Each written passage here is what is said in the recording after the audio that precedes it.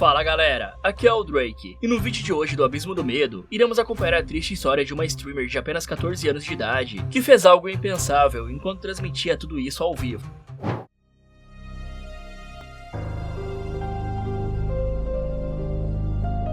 Em 8 de janeiro de 2020, uma das bandas de rock mais famosas do Japão lançou um clipe musical e animado que causou uma grande polêmica e levantou uma discussão, envolvendo o caso real que havia sido esquecido, porque aconteceu em meados de 2013. O clipe musical se chama O Show do Suicídio de Roro, e essa animação narra a história de uma garota que estava depressiva, que tem problemas com a mãe e que deseja fazer o impensável para acabar com o sofrimento. Alguns trechos da letra da música dizem o seguinte: voltando para casa sem amigos, às vezes o pôr do sol é gentil, enquanto os dias se passavam, o Bluetooth da cidade me destruía, antes que essa vontade de morrer suma, pulando nos trilhos da linha 2O. Mesmo sendo chamada de inconveniente, ela sempre estava lá. A garota foi em frente e morreu, menosprezando os humanos estúpidos. Então, como deu para perceber, essa música trata de um tema bem sensível. E assim que você abre o vídeo no YouTube, a própria plataforma coloca um aviso de valorização à vida, com um número que você pode ligar para conversar gratuitamente com os profissionais de saúde mental, se estiver tendo pensamentos intrusivos que te fazem querer desistir. Mas uma curiosidade que talvez possa ser interessante para os otakus de plantão é que a banda Shinsei Kamate-chan, a mesma que fez essa música, também produziu a abertura My War, do tão famoso e conhecido anime Attack on Titan. E bom galera, antes de continuar aqui eu vou deixar um recado pra vocês. Nesse vídeo eu vou ter que usar muitos eufemismos para controlar a palavra que está aparecendo na tela, para evitar que o vídeo seja desmonetizado, já que a política do YouTube para lidar com o tema é praticamente censurar e cortar o alcance do vídeo. Então eu não estou em momento algum agindo com desrespeito. Mas voltando aqui, quando a banda lançou aquele clipe animado que narrava a história de desistência de uma garota, eles foram bastante criticados, por estarem supostamente fazendo uma glamorização ao ato. E na realidade, vários outros conteúdos de mídia já foram acusados de fazer a mesma coisa, como por exemplo a série 13 Reasons Why, que causou tanta polêmica que a Netflix teve que deletar a cena em que a personagem se finaliza dentro da banheira. E só pra vocês se recordarem do quanto essa série fez sucesso, o próprio Silvio Santos chegou a assisti-la. Mas se você está achando que aquela música tocada pela banda japonesa não é uma glamorização, e sim uma conscientização sobre esse tema tão sensível, primeiro você precisa entender que lançar essa música no Brasil ou nos Estados Unidos é uma coisa. Agora, lançar essa mesma música no Japão, um país que tem altas taxas de jovens fazendo a mesma coisa, é algo completamente diferente. Por exemplo, em 2003, o Japão registrou 34 mil casos de pessoas que haviam feito o impensável, o que é um número assustador, porque seria o equivalente a perder todos os habitantes de uma cidade de pequeno porte. Já em 2024, esse número diminuiu para 20 mil casos, porque o governo japonês fez toda uma campanha nos últimos anos, e investiu milhões de ienes para tentar reduzir as mortes por conta desse ato. Fora que lá existe uma floresta chamada Aokigahara, onde muitos japoneses vão para fazer você sabe o que. Mas se eu te dissesse que aquele clipe animado que contava a história de uma garota é na verdade baseado na vida real, de um caso que realmente aconteceu lá no Japão, onde uma garotinha de apenas 14 anos de idade fez o impensável de cima de um prédio durante uma live stream. Esse caso aconteceu em 2013, e até hoje ninguém sabe qual era o nome real dela, porém a jovem usava o nickname de Roro-chan, e fazia lives em várias plataformas, como a FC2, Nico Nico, Twitchcast e Ustream. E o conteúdo dessas lives consistia em basicamente a Roro-chan estudando, tocando piano ou navegando por fóruns. E como se tratava de 2013, há mais de uma década atrás, a maioria das lives se perderam com o passar do tempo, porque várias daquelas plataformas antigas deixaram de existir. Mas como eu havia dito antes, no começo do vídeo, esse caso permaneceu desconhecido durante muito tempo, até que a banda Shinsei Kamate-chan lançou aquele clipe e trouxe visibilidade para a história da Roro-chan. Só que infelizmente a maioria das lives não estavam mais disponíveis para o pessoal baixar e deixar armazenado. E apesar da Roro-chan produzir um conteúdo simples, ela chegou a alcançar a marca de 2.000 espectadores simultaneamente, ficando em primeiro lugar no ranking da plataforma FC2. E eu sei que hoje em dia qualquer streamer de médio porte consegue alcançar esses números, porém em 2013 as lives eram uma novidade no mundo inteiro, e por isso 2.000 espectadores era algo surreal para os padrões daquela época. Só que nesse período, Roro-chan estava cursando o terceiro ano do ensino fundamental, também chamada de JC3, que é a abreviação de Junior High School Third Year. Então a Roro-chan costumava usar bastante essa abreviação nos títulos de suas lives, para mostrar que ela era uma estudante do fundamental, que estava estudando ou tocando piano ao vivo para quem quisesse assistir. E agora o editor irá colocar um trecho dela tocando piano em uma das suas lives.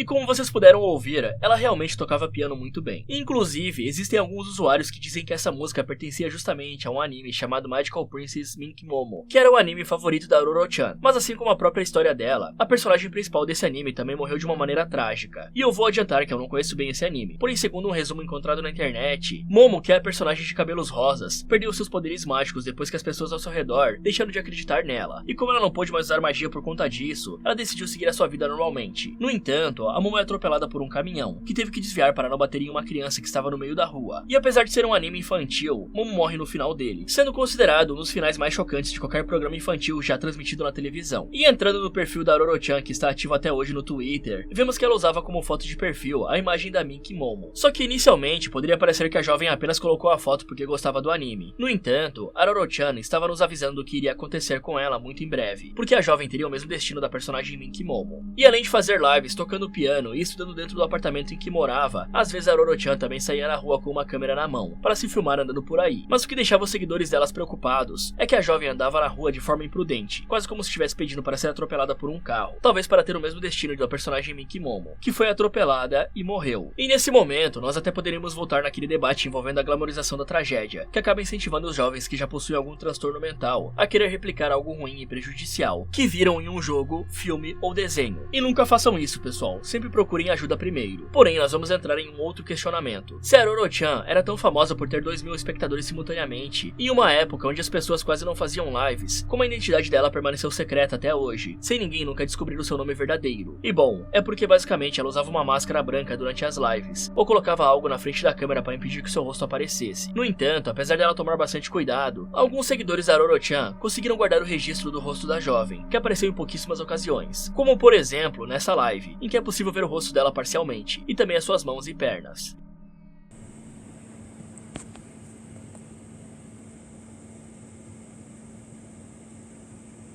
E eu acho que deu pra notar que ela é praticamente uma criança. Já nessa outra filmagem, é possível ver o rosto dela por inteiro, porque a Aroro-chan tinha um seguidor mal intencionado, que por algum motivo queria divulgar a identidade dela na internet. Então ele pegava esse mesmo trecho e ficava espalhando em tudo quanto é lugar. Porém, além desse seguidor mal intencionado, haviam vários outros que queriam se relacionar sexualmente com ela. Isso mesmo que ela fosse uma criança e eles adultos. Mas calma que já já abordamos esse outro assunto. E na verdade a própria Aroro-chan abriu uma brecha para esse tipo de coisa lamentável acontecesse, mesmo que sem intenção de fazer isso, justamente porque ela era apenas uma criança, e por isso não tinha plena consciência dos seus atos. E uma outra coisa que vale a pena ser mencionada é que a Aroro-chan chorou ao vivo durante algumas lives que fez. Alguns teorizam que é porque ela tinha problemas com a mãe, e poderia sofrer de violência doméstica por parte da mesma. Só que isso é só uma especulação, que surgiu no Twitter depois de alguns tweets de pessoas que supostamente conheciam a Aroro-chan pessoalmente, e sabiam da sua história. Já uma outra possibilidade é que a Aroro-chan era uma criança bem sensível, e que chorava ao ler os comentários maldosos que algumas pessoas escreviam no chat das suas lives. Mas se você acha difícil de imaginar um adulto indo comentar besteira na live de uma criança, eu preciso te lembrar do caso do Ricardo Ohara, que aconteceu lá em 2020, onde ele fez algumas lives junto com a sua sobrinha pequena. E em uma certa ocasião, o Ohara deixou o celular na mão dela, para que a garotinha fosse ir lendo o chat e monitorando tudo, enquanto ele ia resolver uma outra coisa. Porém, algumas pessoas começaram a escrever frases maldosas no chat, que deixaram a menina um pouco assustada. E quando eu voltei para ler o histórico do chat de uma dessas lives, eu encontrei logo de cara esse comentário aqui, que era apenas um entre vários outros tantos. E galera, a única maneira disso não acontecer é evitando que o menor seja exposto dessa forma na internet. Mas voltando agora a falar da Aroro-chan, nesse trecho da live podemos ver que ela está chorando. Já nesse outro, a jovem aparece usando um saco de papelão na cabeça, para esconder o seu rosto. Então, no dia 24 de novembro de 2013, Aroro-chan faria sua última live. Nesse dia, as pessoas que estavam acompanhando a transmissão ouviram a jovem dizer que estava com medo, enquanto ela se aproximava da sacada do apartamento em que vivia. E logo os espectadores perceberam que ela pretendia pular lá de cima. Alguns tentaram desencorajá-la a não fazer aquilo, enquanto que outros disseram para Aroro-chan pular de cima da sacada. E aí, infelizmente, a garota pulou da sacada do apartamento que ficava no 13º andar, e o barulho ocasionado pela queda foi tão alto que a câmera que ainda estava no apartamento conseguiu captar o barulho. Não iremos colocar esse trecho no vídeo, e inclusive, o vídeo contendo o áudio da gravação nem está mais disponível no YouTube, porque a plataforma removeu. Mas agora nós iremos tentar entender o porquê a Aroro-chan decidiu fazer aquilo, mesmo sendo uma menina tão talentosa ao ponto de conseguir tocar piano tendo apenas 14 anos de idade. E acontece que em algumas lives, a menina colocava títulos com conotação sexual, e isso infelizmente realmente não é uma especulação, e sim algo comprovado, como está dando para ver nesse tweet de 2013, feito cerca de um mês antes da Roro-chan se finalizar. O tweet é da plataforma de lives chamadas FC2, e provavelmente é um tweet feito de forma automática por um robozinho, para anunciar que a live da menina havia batido um recorde dentro da plataforma. Porém, a parte polêmica e controversa é que o tweet mostra que o título da live era o seguinte. Bom, eu não vou falar isso em voz alta, então leia aí na tela. Ou seja, a Roro-chan estava se autossexualizando, provavelmente para atrair mais visualizações para suas lives. Só que juntamente com mais views, também vieram o pior tipo de pessoa possível. E até conseguimos encontrar a página de uma das lives que está com um título parecido, e realmente é verdade. Mas voltando a analisar o perfil da Roro-chan no Twitter, um dia antes do ato, a menina postou essa frase, que traduzindo para o português significa algo como: o tempo está passando rápido. E talvez ela escreveu isso porque soubesse que aquelas eram suas últimas horas de vida. Só que além desse último tweet, tem outras coisas que são interessantes, como esse que diz o seguinte: 申し訳ない、申し訳ない、申し訳ない。ベストを尽くしても何をやっても同じだ。もし僕が諦めても怒らないでくれよ。 Então, esse tweet estava basicamente falando de alguém que estava pensando em desistir, porque sempre dá o seu melhor, porém nunca é o suficiente. E também tem esse outro. 紳士でバルを振っていたらママが入ってきたんだ。すごく恥ずかしかった。 E talvez esse tweet poderia comprovar aquele boato de que a Roro-chan não tinha uma das melhores relações com a sua mãe, porque ela teria ficado envergonhada apenas pelo fato da sua mãe tê-la visto feliz e comemorando algo dentro do quarto. Mas agora respondendo aquela pergunta, do motivo que fez a Roro-chan ter feito o impensável, é porque ela provavelmente havia sido influenciada negativamente pelo anime Magical Princess Mink Momo, e isso tem a ver com toda aquela questão da glamorização de mortes e também do suicídio. E algo que comprova essa possibilidade é que antes de fazer o que fez, Roro-chan havia feito várias postagens em um desses fóruns da internet, dizendo que queria se finalizar para virar uma lenda, para que seu caso ficasse eternizado na internet. E aqui tem alguns prints que o pessoal conseguiu resgatar, dela confessando que queria fazer. E eu vou deixar passar na tela o que a Roro-chan escreveu. 僕は考えていたんだ。自分自身をファイナライズするストーリームーをやりたい。真剣にライブプラットフォームがそれを撃除できないような方法でやるんだ。多分彼らはフォーラムで僕について話す専用のスレッドを作るだろう。私は自分のすべてのステージを計画している。私はそれが原因で多くの否定的な反応を得ることになると思う。それは突然でなければならない理由であり、私はすぐに何かをしたかった。だからもし私が死んだらみんな本当に驚くと思う。多分彼らは私が受験のストレスで死んだと思っているのだろう。フォロワーは私のことを悪く思うだろう。だから私を嫌いにならないでほしい。今日僕はジャンプするんだ。そして伝説になるんだ。みんなに注目されるんだ。本当に来るだと思ったんだ。怖いよね。ごめんね。許してね。父が吹き出したらみんなが見てくれると思うんだ。知らない人も見てくれるし、死んだら伝説になろうと思ってる。苦しんでいる他の人たちに申し訳ない。勇気を出してやったんだ。 Então, como deu para acompanhar nessas mensagens postadas pela Roro-chan, haviam algumas pessoas que leram o que a menina pretendia fazer e ficaram preocupadas. Porém, como ninguém sabia a real identidade dela, eles não puderam fazer nada para impedir aquilo. Fora que também tem esse outro vídeo, que supostamente mostra um apartamento onde a Roro-chan passou as suas últimas horas. Já na sequência, iremos dar uma rápida olhada no histórico do chat, da última live em que a Roro-chan fez, onde mostra a reação dos espectadores ao verem ela fazer o impensável ao vivo. No começo, as pessoas estavam dando bom dia para a menina, enquanto conversavam sobre assuntos do dia a dia, como estava dando para ver agora. Já nas próximas mensagens, podemos ver que havia algumas pessoas que estavam preocupadas porque perceberam o que ela iria fazer. 彼女は何か怖いことをしようとしている。バカ、やめろ。まだ若いのにもったいない。ただ、彼女が予想外のことをするのが怖いんだ。部屋に戻るんだ。 E conforme os minutos se passavam, essa preocupação só aumentou.